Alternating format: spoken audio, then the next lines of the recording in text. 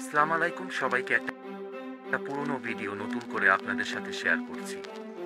আজকে আমরা রংপুরের তাজহাট জমিদার বাড়ি দেখব।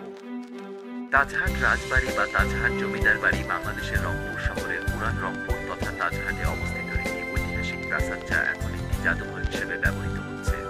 2021 সালের মে মাসে আমরা তাজহাট জমিদার বাড়ি দেখতে গিয়েছিলাম। রংপুরের পর্যটকদের কাছে এটি একটি আকর্ষণীয় স্থান। রাজবাড়িটি রংপুর শহরের জিরো পয়েন্ট থেকে দক্ষিণ পূর্ব দিকে 6 কিলোমিটার দূরে অবস্থিত। জিরো পয়েন্ট থেকে জমিদার বাড়ি যেতে জনপ্রতি 100 টাকা অটো ভাড়া দিতে হয়। প্রাসাদটি বিংশ শতাব্দীর শুরুর দিকে মহারাজা কুমার গোপাল লাল রায় নির্মাণ করেন। মার্বেলের সিঁড়ি বেয়ে জাদুঘরে উঠলেই রয়েছে বেশ কয়েকটি প্রদর্শনী কক্ষ, যাতে রয়েছে দশম ও একাদশ শতাব্দীর টেরাকোটা শিল্পকর্ম। এখানে রয়েছে সংস্কৃত এবং আরবি ভাষায় লেখা বেশ কিছু প্রাচীন পাণ্ডুলিপি। এর মধ্যে রয়েছে মুঘল সম্রাট আওরঙ্গজেবের সময়ের কুরআন সহ মহাভারত ও রামায়ণ।